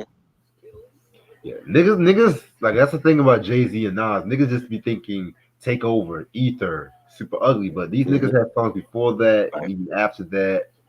Like I kind of like the subtle shots they were throwing at each other during this time too, because it kind of predated everything and stuff. Mhm. Mm. Yeah, definitely a underrated Primo track. I love that boom bap sound, the scratching, the beat, everything. You got Nas saying, "I'm like Luca Brasi, Vito's best hit man. That's Godfather shit. Backseat neck slit plans, revolver spit. I'm too tough to bargain with, and you don't want the God to pull up the cards and sit." Right. Yeah, man. That's a hot line right there. Shit. Um. Next track, Shoot 'Em Up. Um. Not really one of my favorite tracks. Give it a buck with you. Um. I love Havoc, man. I love his shit with Mobb Deep, but I kind of thought this beat was not really one of his best beats in my opinion. Um. Definitely could have been a better track and shit. So yeah. What track we on? Track 7? Yeah, shoot 'em up. Oh yeah, shoot 'em up. I like Havoc did that beat, right? Yeah, Yeah, I like the beat. It has like a Christmas jingle type of melody to it, and Nas switched up his flow for the track, and he says, there that nigga go hiding in the crowd, let the trigger blow. Now he lying on the ground. I like that flow that he did with the track, and um, the chorus is dope. Definitely a dope beat by Havoc. One of my favorites on yeah. The chorus is what really saved it. Something like that. Kill, kill, here. Yeah, kill, murder, murder, murder. shoot 'em up, Kill, kill, shoot 'em up. kill. What? That's Cypress Hill used that before him. Yeah. Yeah, that was dope. Speaking of that chorus, it's kind of interesting too because I remember Bill O'Reilly in 2007. I think Nas was supposed to have performed at this college. I forgot the college name, Mm. and this punk motherfucker Bill O'Reilly, aka Fired Fox host, aka accused rapist, aka hip hop's number one enemy next to C. Dolores Tucker. Y'all can get what I'm saying. And yes, this is the tequila talking and shit. So he pretty much. And I saw this when it first aired. Mm. He was talking shit about Nas, talking about he makes music about murderers and stuff like that. And this is why Nas got at him with the Sly Fox track off the Untitled album, which one of my favorite Nas albums, underrated, Interesting. I which we're didn't know gonna that. have to talk about one day So, and shit. dude, So he was yeah. going after everybody. Like Oh yeah. he had Cameron on his show at one point. You That know, was that was classic. Yeah, went Lupe. after. Yeah, I saw that. He went after Ludacris, and Ludacris got him back. You know what I'm saying? And you would think after that ass whooping, after that tongue lashing you got from Ludacris on blowed out your ass, that he would have learned his lesson, and I guess he didn't. You know, You punk and motherfucker. you know what I mean? And yeah, this was a dope song. Yeah, man. Very dope track. Um track number 8, Last Words, featuring Nashawn. Um this is a very interesting track too, where it's pretty much talking about how black men are treated in prison system. Very, very, very dope track. Again, another track that like Nas excels with the storytelling and the vivid imageries. Um, Very, very interesting track. Nashawn also did his thing too. So yeah, I like the concept of the song. I didn't like the actual song though. I didn't like the actual beat. I just thought it was terrible. But I like the whole concept. If we had a better instrumental, it would have been great. I just didn't like. I don't like Nate Sean. He called himself Millennium Thug, and what the hell is that? oh, I just oh I didn't like. Jesus. I didn't like. No, no, no. This was the beginning of the whole thug era in hip hop. The Ja Right, Rule. Thug, Millennium Thug. Thugs need love too. That's a horrible name for a rapper. Yeah, it's like how we go from Tupac Thug Life to Millennium Thug. You ask me. It sounds so dumb. Anyway, then we're gonna get into Family featuring Mobb Deep. Very dope track. Yo, I thought that Havoc did this beat, but it says Dame Grease produced it, which damn, I made a fucking mistake. I always thought Havoc did this fucking beat, but yeah, this was a very strong joint right here. Just Mobb Deep and Nas is talking about, family loyalties and stuff. Prodigy, in my opinion, had the best verse. I love the line when he says, "That's how I vantage over y'all niggas. Y'all too pretty. We too gritty like Stanford and Son. Too grimy like Pigment and Jewels on. See, we the top rap niggas, the old dogs. Like, very, very solid, strong track. Yeah, this was dope. I like the snares on it and the beat, the horns on it. It sounded like some trumpets or something. Really street track. Prodigy saying see we the top rap niggas, the Q dogs. You got a lot of nerve putting out them songs, knowing that my niggas come strong. So let's get it on. We just getting warm. Operation Quiet Storm. And Quiet Storm came out the same year as well. Definitely a great collab with Nas and Mob. Yeah, very, very, very dope track. Yeah. Um, then we're gonna get into God Love Us. Um, I this song was kind of forgettable to me. I didn't really care for it. Um, if God loved it, I didn't, because I didn't think it was good at all. I thought it was whack. Yeah, yeah. Anyway, then we're gonna get into Quiet Niggas feature Bravehearts. Don't care for this one either. Nope, I didn't like it. Did not Yeah, like it. I don't like the Bravehearts. I think they're terrible. Big Girl. You're a big girl now. No, no, Oh, okay. no. Pretty much. Again, this is a song with a dope concept.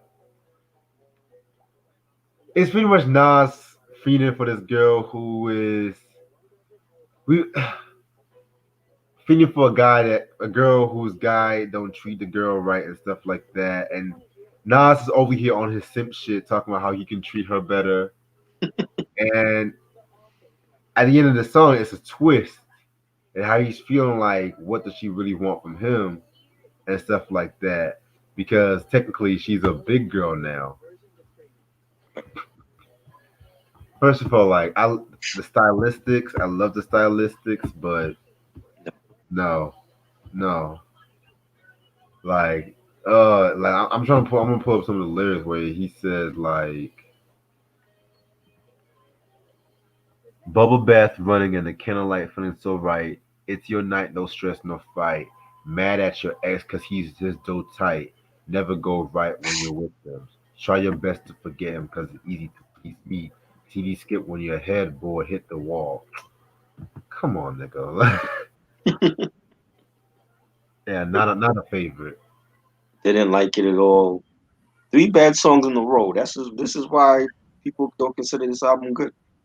You know what's crazy? If you ever seen the MTV Diary show when they used to have that the the Nas episode when he Yes, was on tour, there's a part in that episode where he was on a tour bus and he yeah. was playing that stylistic song and he was like singing the chorus to the song. I remember that. Yeah, I want to say it was right around the time that Godson just dropped, and I'm like I remember this song from Nostradamus, and he still got that song stuck in his head. That song was bad. You know what I'm saying? Like, yo, I love big women. You know, shout out to BBWs, but this song is not the song. Like, he could have picked another beat to do it. Some of these songs you could have picked different beats for. I just felt like the beat wasn't good, and the whole tone of it, I didn't care. I just thought it Right. Track number 13, New World.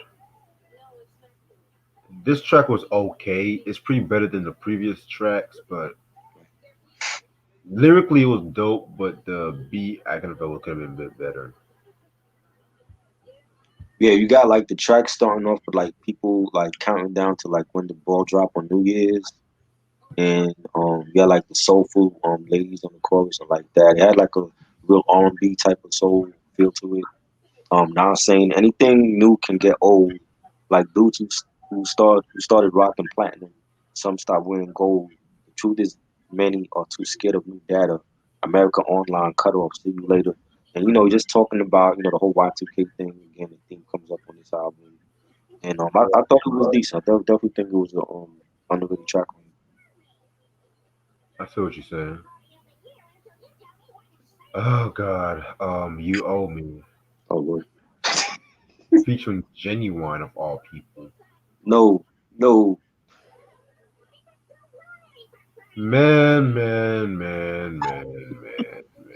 Man. This track is not good.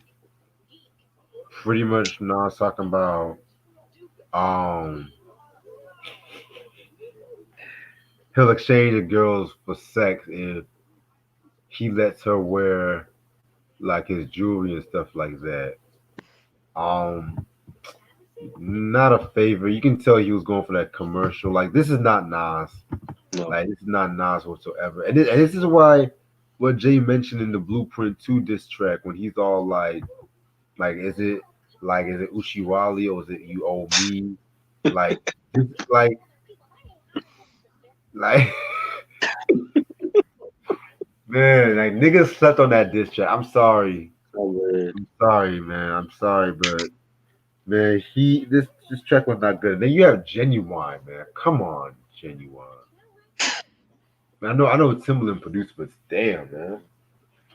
I like the beat is cool. Like again, it has like that strip club vibe to it. I like the beat.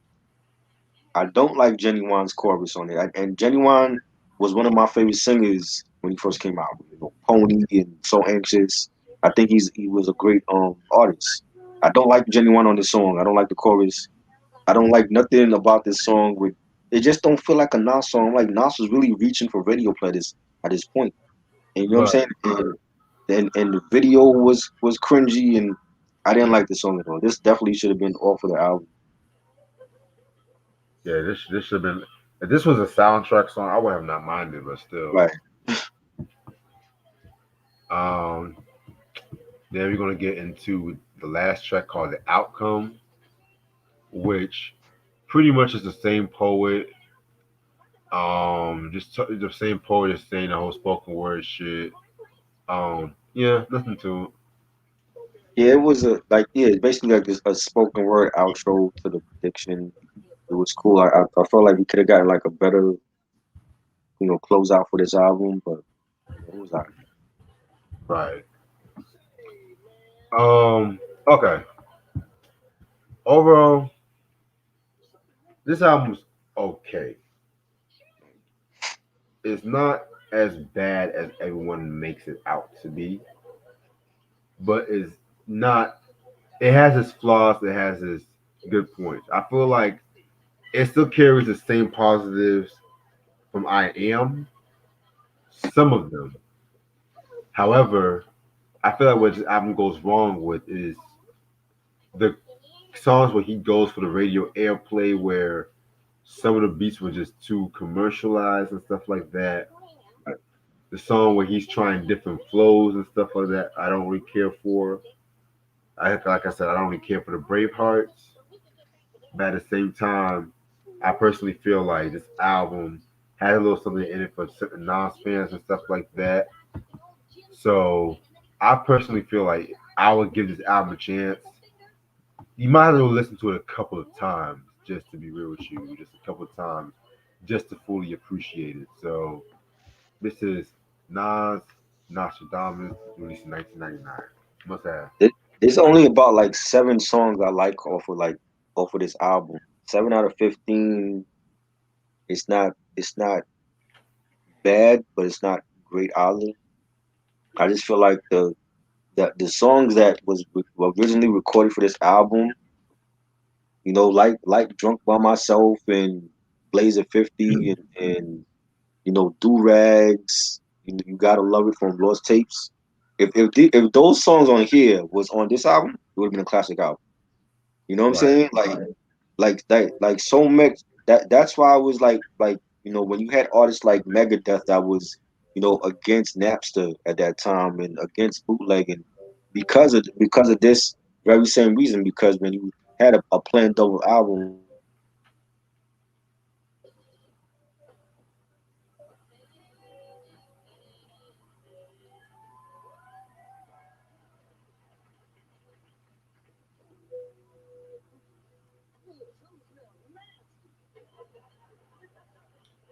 I guess his screen messed up.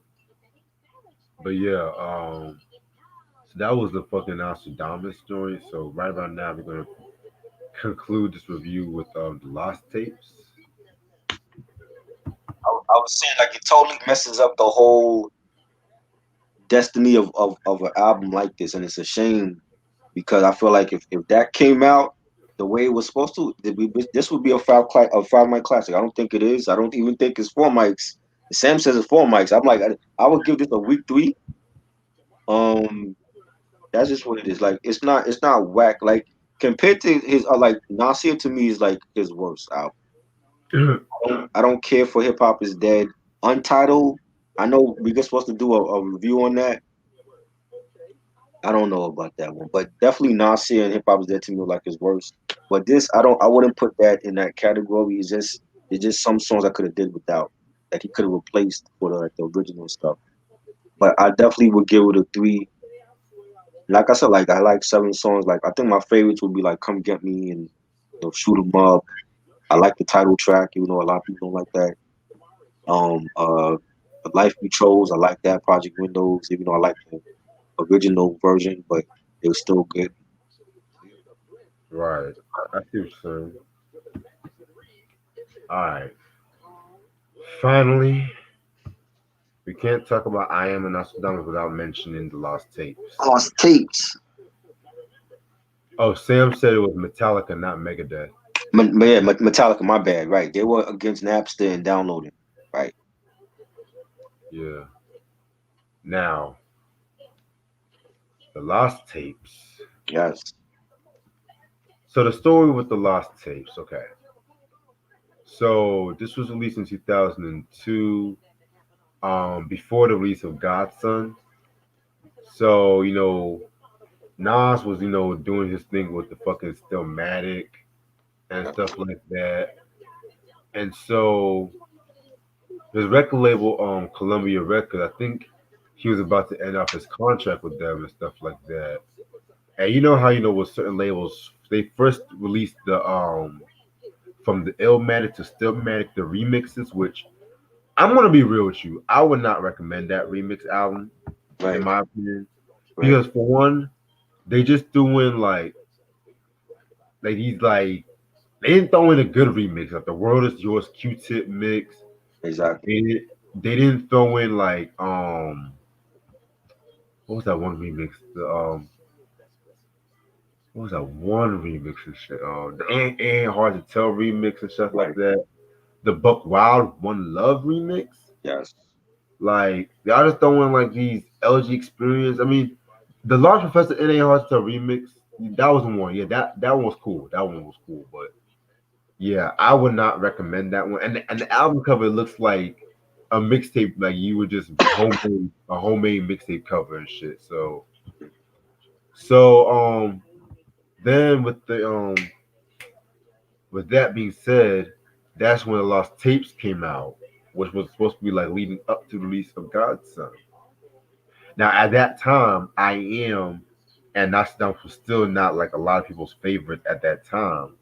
But with like the Lost Tapes, a lot of people have said like this is some of his like best material and stuff like that. Like you had infamous songs like Purple, Papa Was a Player, Yes. um, and it was just all Nas, no guest appearances, just all Nas and stuff like that. Now personally, just to let y'all know, I'm pretty much going off memory with some of these songs because I didn't really fully prepare for the Lost Tapes because I was mostly prepared for I Am and Nostradamus, but No, at the but same we don't have to do like a track by track review. Just mentioning some of the gems that should have been on oh Nostradamus. okay, cool. Well, with that being said, I personally felt like if there was three tracks I would pick, um, You Gotta Love It, Papa Was a Player, and Purple. Yeah, Especially Papa Was a Player. definitely. Man, he went in on Papa Jones and shit like that. He went in, and it's like also the track No Ideas original with that Barry White sample. Nice usage of the way he used that Barry White sample. I feel like it was a Never Gonna Give You Up sample. Um, I loved how the production for the most part was very dark. Like for the most part, like you even had like a young Kanye West doing some work on this album too. Um, Alchemist did some work on this album. I feel like this is something for every diehard Nas fans, and I honestly I feel like a lot of people consider this a classic album in comparison. They will put this up there with Illmatics and the It Was Written and the Stillmatics. Like I literally like I even saw one person say this is actually his favorite Nas album. which is funny how like the Lost Tapes just takes on an Hmm. identity by itself and stuff like that. You know what I'm saying? So Right. Yeah, man, you gotta love it. I love that song, but produced by LES. That was a fire ooh, track, and he's like referencing like '86 crack blitz and his own significance to the game, and saying, this thug life you claimed it. I make millions from entertainment. I'm back in the hood, certain cats they want to kill me. The ice grill me, but on the low niggas feel me. Love that beat for that joint. That was fire. Drunk by Myself always been one of my favorite unreleased Nas tracks. Like from the moment I heard it on the bootleg tapes, and him like like while he's driving, he's like drunk and he's having like these paranoid visions in his head, and talking about how he needs to take his drunk ass home. I love that track. I could definitely see like a dope video for that joint. That was fire. Blazer 50. That was another dope joint. Purple, of course, was a single off of here. Like with the part where he's talking about how Diddy did Sean dirty. We had two different lawyers for that Sean case in 2000, and definitely a banging track. Um, Everybody's Crazy, another banging track. You talk about what do you say? You talking about I didn't even write what he was talking about.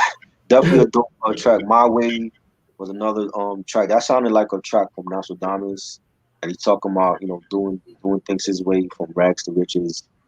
No ideas original. That sounded like a freestyle, and he's like he uses that's familiar Babby White sample.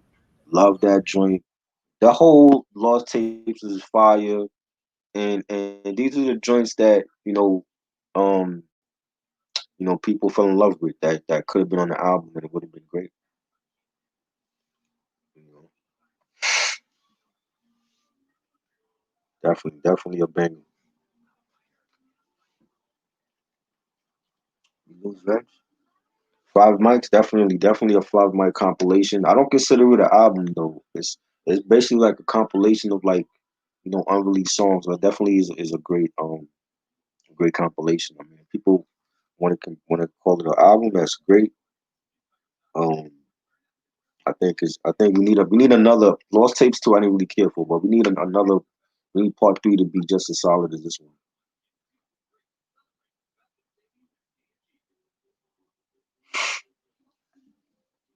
Maybe Lost Reg. Definitely five mic compilation. When the last time you had like a five mic compilation album that was all like unreleased tracks? I don't even think the Beatles got that. You know, definitely. And then I forgot, and the hidden bonus track is actually Fetus. Fetus was supposed to be the intro on I Am on the original joint. So they got the hidden track Fetus on here as well. my fault. My fault. Listener.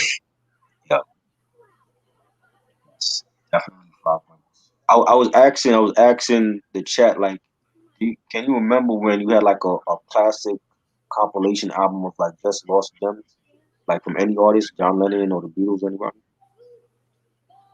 I kind of consider the Streets is Watching soundtrack to be Okay, a forgotten classic, right, especially with Rockefeller heads.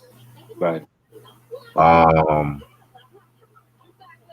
the Mob Misses, certain Mob Mm. Misses, that's been classic. Yeah. The J Um, Love mixtape, that yeah. joint, hmm yeah. That was, What else? What else? Shit, I can't really think of a lot. Four mics, Ronnie. Y'all being real generous to Nostradamus tonight. Yeah, Wow, yeah, I'm gonna give it a 3.5 to be real. wow. Okay. So Hmm. What else? But yeah, this has been a fun ass review and shit. Damn, everyone's video's fucking up tonight. Yeah, this has been a fun ass review. Definitely, definitely was looking forward for this one.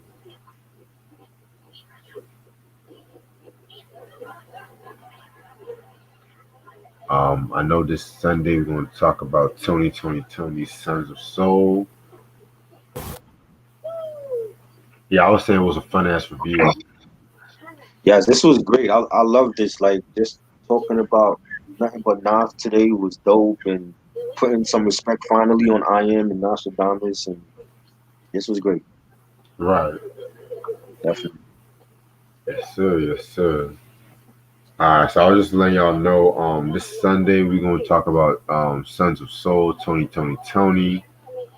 Um, and of course, this Wednesday I want to talk about the Christmas at Death Row album and stuff like that. I'm gonna try to finish up this beef episode because, like I said, I didn't really start on it because I've been so busy all week. Right. So hopefully I'm gonna do some music tonight. I'm gonna probably do like the blueprint of it and stuff like that. So tomorrow is or later on today is a Too Short E40 verses and stuff like that. I cannot wait for that. Um, yeah, I still Eternal Affairs is coming. OC albums is coming. I still got you, bro. Other than that, hope everyone has a good night because it's about to be 2 hours. I know how StreamYard is. So make sure y'all subscribe. Make sure y'all share this video. Make sure y'all like it. Um, put some respect on the nines. I am. The If you, God, the goat of all goats,